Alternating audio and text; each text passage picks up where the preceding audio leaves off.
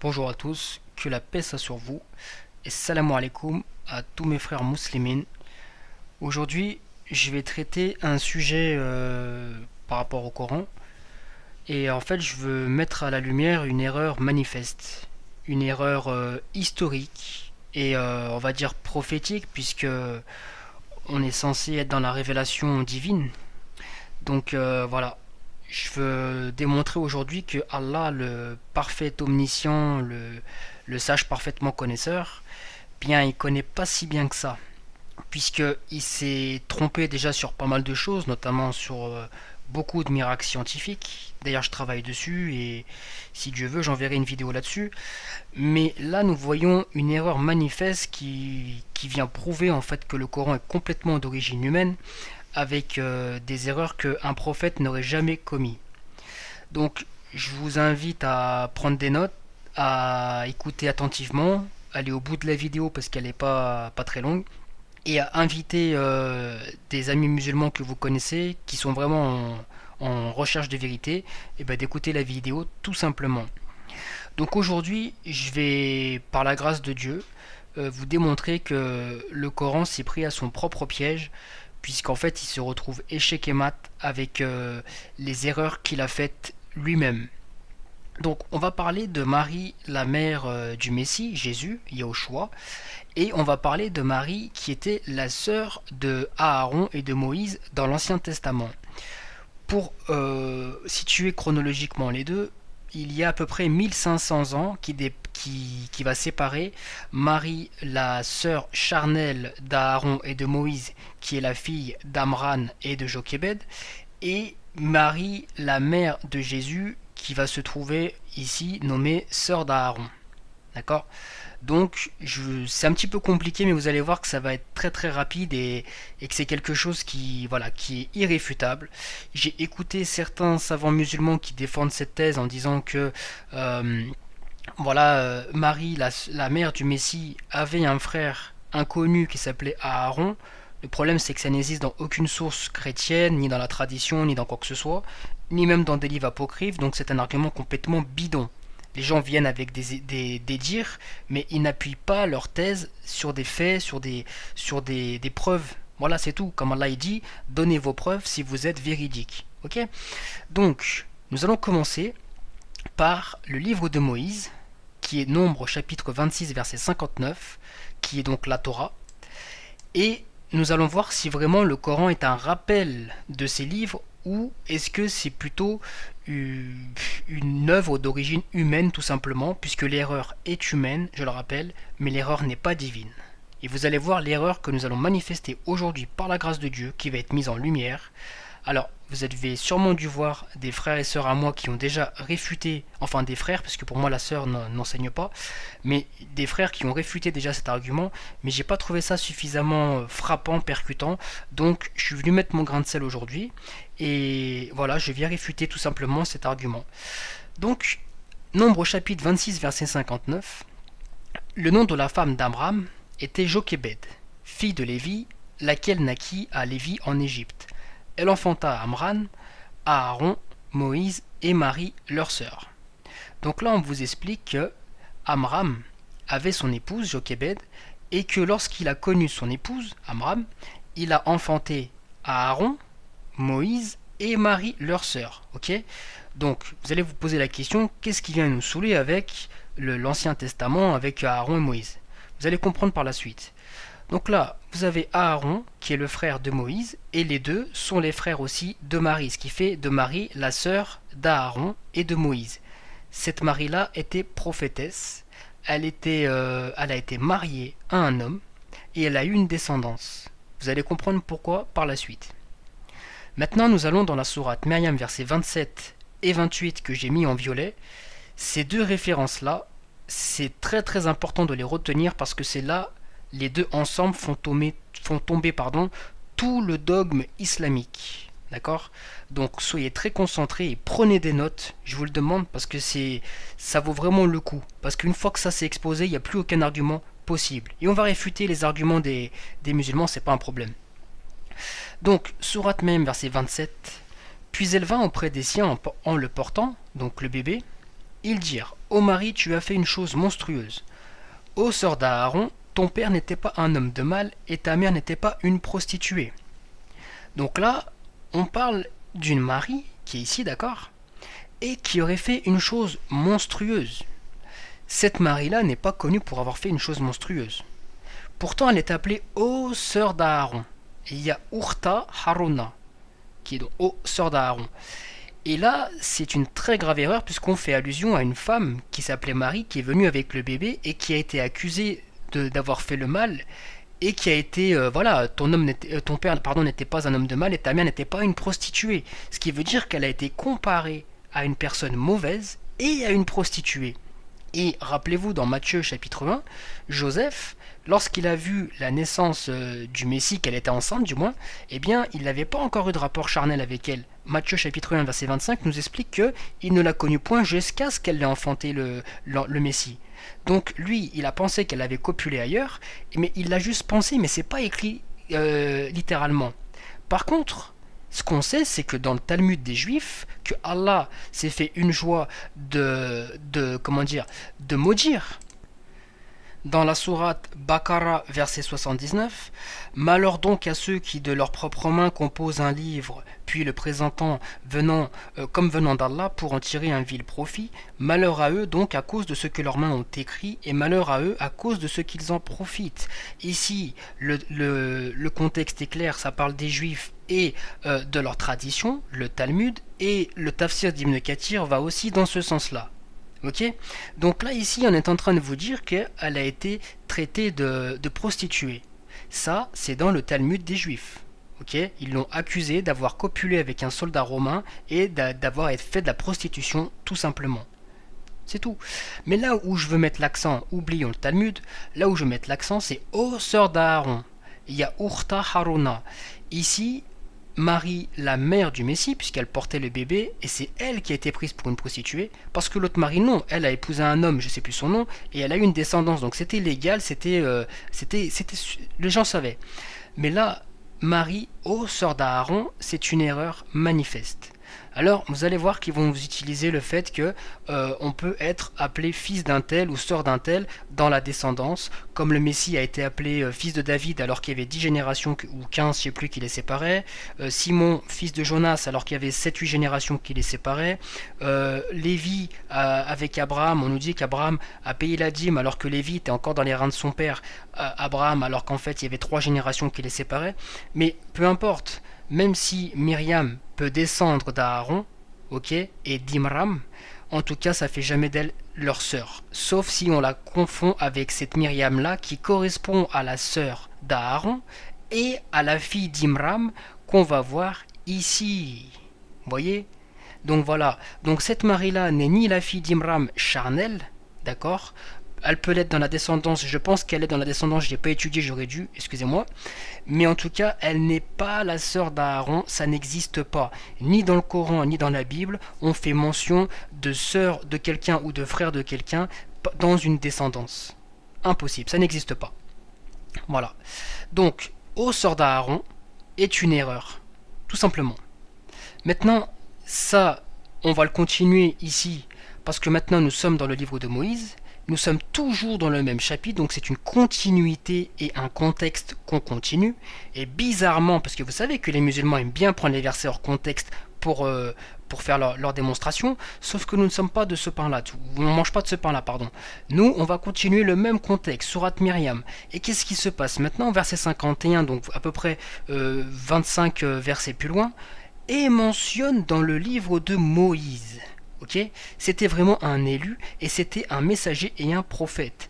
Du côté droit du mont Sinaï, nous l'appelâmes et nous le fîmes approcher tel un confident. Et par notre miséricorde, nous lui donnâmes Aaron, son frère, comme prophète. D'accord? Donc là, on est en train de dire déjà plusieurs choses. Déjà, on est dans le livre de Moïse. Donc vous voyez, bizarrement, on parle ô sœur d'Aaron pour Marie, mère de Jésus, puis un peu plus loin, on repart dans le livre de Moïse. Là, on nous dit quoi? Nous lui donnâmes Aaron son frère comme prophète, donc on parle d'un frère de sang. Ok? Mais le problème, c'est qu'il donne Aaron son frère à qui? À Moïse. Pourtant, d'après ici, Aaron était là avant Moïse. Vous voyez? Et là, on nous dit qu'on a donné à Aaron son frère à Moïse, ce qui veut dire que Moïse était là et que plus tard on le donnait à Aaron comme frère. Donc déjà, il y a confusion ici. Et on voit ici que dans le livre de Moïse, c'était bien des frères de sang. Donc cette Marie, quand elle est appelée ô sœur d'Aaron, ils ont confondu ici la Marie de l'Ancien Testament qui était prophétesse avec l'autre Marie, la mère de Jésus, qui était appelée sœur d'Aaron ici, qui était là seulement 1500 ans plus tard. Donc cette erreur ne devrait même pas être dans ce livre, à moins que ce livre soit d'origine humaine, et vous savez comme moi que l'erreur est humaine, mais l'erreur n'est pas divine. Et c'est ça mon slogan aujourd'hui. C'est que l'erreur est humaine, elle n'est pas divine. S'il y a une erreur dans le Coran, il ne peut venir de Dieu. D'accord? Je pense tout de suite à la sourate An-Nisa, verset 82. Ne méditent-ils donc pas sur le Coran? S'ils provenaient d'un autre qu'Allah, ils y trouveraient certes maintes contradictions. En voilà une énorme, frères et sœurs, et en voilà encore une plus forte ici que nous allons voir par la suite, si Dieu veut. Donc voilà, nous avons vu que nous sommes dans le livre de Moïse, un peu plus loin après avoir parlé aux sœurs d'Aaron pour Myriam, la mère du Messie. Nous venons dans le livre de Moïse, et là nous voyons qu'Aaron est devenu le frère charnel de sang de Moïse. Donc la même chose pour elle. Donc il y a confusion entre les deux maris. Maintenant, nous allons prendre Exode chapitre 15, verset 20, qui est le livre de Moussa, de Moïse, qui est la Torah. Marie, la prophétesse sœur d'Aaron, prit sa main un tambourin, et toutes les femmes vinrent après elle avec des tambourins et en dansant.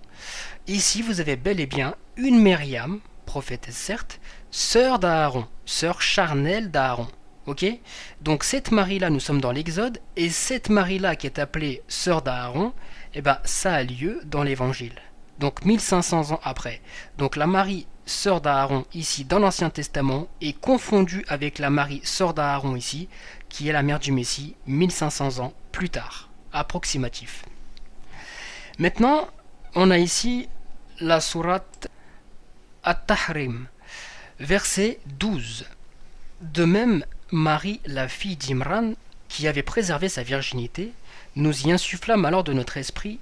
Elle avait déclaré véridiques les paroles de son Seigneur, ainsi que ses livres. Elle fut parmi les dévoués. Donc là, on vous parle à la fois d'une Marie, sœur d'Aaron, donc ça c'est dans l'Ancien Testament, et elle se trouve ici pour la mère de Jésus, mais en même temps, dans le Coran toujours, on vous parle de cette même Marie, fille d'Imran, qui avait préservé sa virginité. Sauf que cette Marie-là correspond à la sœur d'Aaron, et de fille d'Imram, qui est là, Amram. Vous voyez? Amram en hébreu, c'est Imran en arabe. Elle correspond à la fois aux deux, seulement elle n'a pas préservé sa virginité. Ici, c'est la mère du Messie qui a préservé sa virginité et qu'on a traité de prostituée. Vous voyez? Donc, une fois de plus, on a encore une confusion énorme. En plus que Joachim était le père charnel de Marie, c'était pas Imran.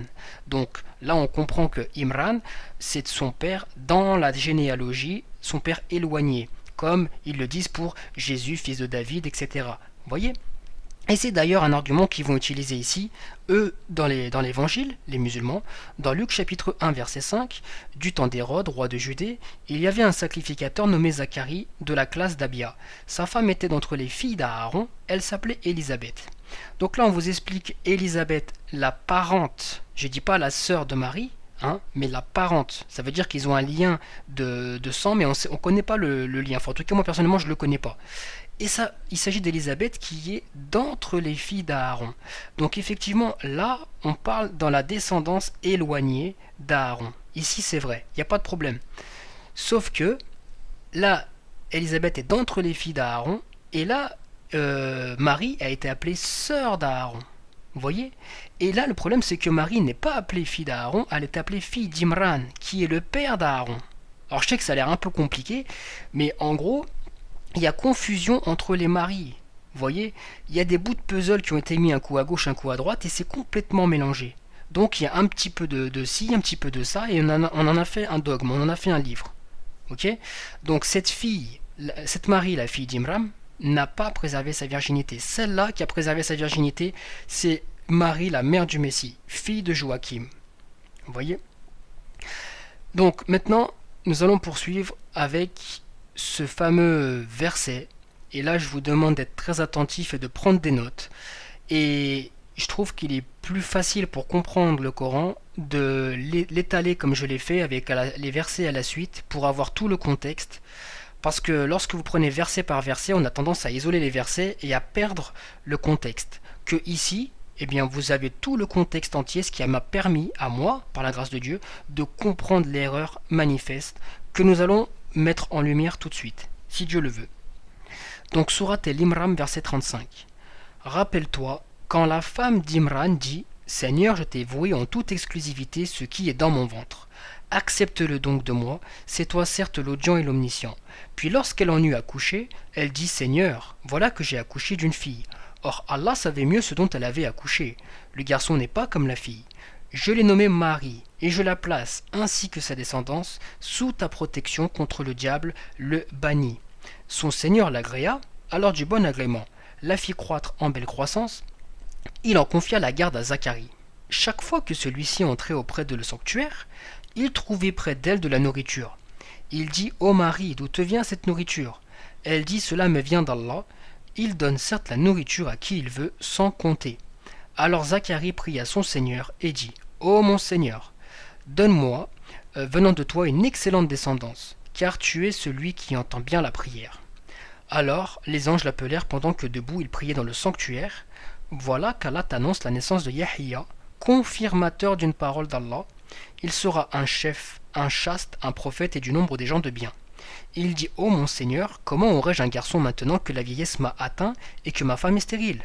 Allah dit « Comme cela, Allah fait ce qu'il veut. Seigneur, dit Zacharie, donne-moi un signe. Ton signe, dit Allah, c'est que pendant 3 jours, tu ne pourras parler aux gens que par geste. Invoque beaucoup ton Seigneur et glorifie-le, en fin et en début de journée. Rappelle-toi quand les anges dirent « Ô Marie, Dieu en vérité t'a choisi, t'a purifié et t'a préféré à toutes les femmes de l'univers. » Donc je sais que c'est un petit peu long, on va décortiquer. Je vous en prie, soyez très attentifs parce que c'est là que tout se passe. Rappelle-toi quand la femme d'Imran, donc Jochebed, d'accord, Jochebed qui a enfanté Aaron, qui a enfanté Moïse et qui a enfanté Marie, leur sœur, d'après Nombres chapitre 26, verset 59. Cette femme, donc la femme d'Imran, dit « Seigneur, je t'ai voué en toute exclusivité ce qui est dans mon ventre. » C'est très très important, pourquoi je ne l'ai pas mis en rouge? Bon, imaginez-le en rouge ça. Ce qui est dans mon ventre. Donc là, on ne parle pas d'une descendance éloignée. Hein. On ne parle pas de 15 générations ou 50 générations. Là, on parle de son enfant qu'elle va accoucher. Vous voyez ce que je veux dire? Voilà. Et donc de sa descendance directe. Accepte-le donc de moi, c'est toi certes l'audient et l'omniscient. Ok? Puis lorsqu'elle en eut accouché, elle dit Seigneur, voilà que j'ai accouché d'une fille. Ok? Alors Allah savait mieux ce dont elle avait accouché, le garçon n'est pas comme la fille. Et là elle dit je l'ai nommée Marie et je la place ainsi que sa descendance sous ta protection contre le diable banni. Donc déjà on va faire un petit résumé ici. La femme d'Imran, Jochebed, mère de Aaron et de Moïse. Elle donc, elle va vouer en toute exclusivité ce qui est dans son ventre, c'est-à-dire son propre enfant, son enfant direct, sa descendance propre, ok? Et cette descendance, donc c'était une fille, voilà que j'ai accouché d'une fille, et cette descendance, je l'ai nommée Marie, ok? Donc, si on revient ici, elle est là, Jochebed, la femme d'Imran, et donc elle a enfanté Marie, qui est la sœur charnelle d'Aaron et de Moïse, d'où l'amalgame ici. Mais revenons. Ensuite, on nous dit quoi? Je la place, ainsi que sa descendance, sous ta protection contre le diable banni. Déjà, ici, on a un très très gros souci, puisque le Tafsir d'Ibn Kathir nous dit que je la place sous ta protection contre le diable banni, ça veut dire que Marie, mère de Jésus, et son fils, sa descendance qui était Jésus, ont été préservés du péché. Vous voyez? Le diable n'a pas pu les préserver du péché. Sauf que ça contredit déjà la sunna. C'est dans Sahih Bukhari 3286, quand Abu Huraira a rapporté que le prophète a déclaré « Quand un être humain vient à la naissance, Satan le touche des 2 côtés du corps avec ses 2 doigts, sauf Jésus, le fils de Marie, que Satan a essayé de toucher, mais a échoué car il a touché le placenta de Marie à la place. » Ce qui veut dire que Marie a bel et bien été frappée par le péché, d'après la sunna, mais pas Jésus. Dans tous les cas, Jésus, lui, coraniquement parlant, ou dans la sunna, et même dans l'évangile, il est sans péché. Mais Marie, ça marche pas, puisque dans l'évangile, dans Luc chapitre 1, versets 46 et 47, elle avait besoin d'un sauveur. Vous voyez? Donc, lorsqu'elle dit « Mon âme exalte le Seigneur, mon esprit se réjouit en Dieu, mon sauveur, car il a jeté les yeux sur la bassesse de sa servante », eh bien, sachez que si Marie avait besoin d'un sauveur, c'est qu'elle n'a pas été préservée du péché. Elle a été touchée par le péché comme toutes les créatures de ce monde, excepté Jésus, fils de Marie. Vous voyez? Donc déjà, ici, c'est un point. Mais, admettons, prenons pas le tafsir. Restons ici, prenons pas le tafsir. Continuons. Son Seigneur l'agréa, alors du bon agrément, la fit croître en belle croissance. Et là, je veux juste bien vous rappeler que nous parlons de cette Marie qui était dans le ventre de la femme d'Imram, d'accord? Qui est donc la sœur d'Aaron et de Moïse. Jusqu'ici, tout va bien. On parle de l'Ancien Testament. Et là, qu'est-ce qu'on nous dit? Cette même Marie, donc elle a été placée nana, il en confia la garde à Zacharie. Zacharie, qu'est-ce qu'il fout là, Zacharie?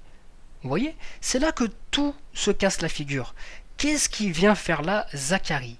Comment expliquer que cette Marie, sœur charnelle d'Aaron et de Moïse, et fille directe d'Imram, a été confiée à Zacharie? Alors on va nous dire, oui, mais attendez, il y a eu plusieurs Zacharie dans l'Ancien Testament, chez les Juifs, il y en a eu plein de Zacharie. Très bien, poursuivons. Chaque fois que celui-ci entrait auprès d'elle dans le sanctuaire, il trouvait près d'elle de la nourriture. Il dit « Ô Marie, d'où te vient cette nourriture ?» Elle dit « Cela me vient d'Allah. » Il donne certes la nourriture à qui il veut, sans compter. Alors Zacharie pria son Seigneur et dit « Ô mon Seigneur, donne-moi venant de toi une excellente descendance, car tu es celui qui entend bien la prière. » Alors les anges l'appelèrent pendant que debout il priait dans le sanctuaire. Écoutez bien ce que vont dire les anges. Voilà qu'Allah t'annonce la naissance de qui? De Yahya, qui est Jean-Baptiste, confirmateur d'une parole d'Allah. C'est là, frères et sœurs, que tout se casse la figure dans le Coran. On nous dit que Yahya était l'enfant de ce Zacharie, et que ce même Zacharie est celui à qui on a confié Marie, la fille directe d'Imram, qui est sortie du ventre de sa femme. Vous comprenez? C'est impossible. Il y a encore confusion entre la Marie, qui était la fille d'Imram et sœur d'Aaron, qui était dans l'Ancien Testament la prophétesse qu'on trouve ici, vous voyez, et l'autre Marie, la mère de Jésus. Parce que c'est impossible que Zacharie, le père de Yahya, ait connu cette même Marie qui est là. Vous voyez? C'est impossible. Et quand ça continue, on nous dit, donc voilà qu'Allah annonce la naissance de Yahya, confirmateur d'une parole d'Allah. Et quelle était cette parole d'Allah? De qui Yahya est venu rendre témoignage? De Jésus, de Yahushua Amashia, de Aïssa, de Yasuha al-Masih. Vous voyez? C'est lui la Kalimatullah, d'après Surat al-Imran, verset 45, d'après la Surat al-Nisa, verset 171, d'après la Surat Myriam, verset 34. Hein? El Messie, il est quoi? Il est Al-Kawla al-Haqi, la parole de vérité dont vous doutez. Vous voyez ce que je veux dire? C'est lui la parole d'Allah. Et Yahya est venu rendre témoignage à la parole et à la lumière. Dans Jean chapitre 1, vers versets 29, 30, 36, etc. Vous voyez? Donc, comment c'est possible que ce Zacharie, père de Yahya, qui était là 1500 ans plus tard, on a pu lui confier cette Marie, fille d'Imram, et qui est sortie du ventre même de sa femme Jochébed, le même ventre qui a enfanté Moïse et le même ventre qui a enfanté Aaron. Vous voyez, c'est impossible. Et on nous donne encore un autre détail. Il sera un chef, un prophète et des gens de bien. Oh mon Seigneur, comment aurais-je un garçon maintenant que la vieillesse m'atteint et que ma femme est stérile? Et nous savons que Élisabeth était stérile. Vous voyez? Donc tout concorde ici. Nous sommes dans ce passage-là, nous sommes au temps du Messie, au temps de Jean-Baptiste et du Messie. Et ici, on fait allusion à la Marie, fille d'Imram, qui est sortie du ventre de Jochébed, comme Aaron et comme Moïse. Voilà. Et on nous dit encore un peu plus loin, ton signe, dit Allah, c'est que pendant 3 jours, tu ne pourras parler aux gens que par geste.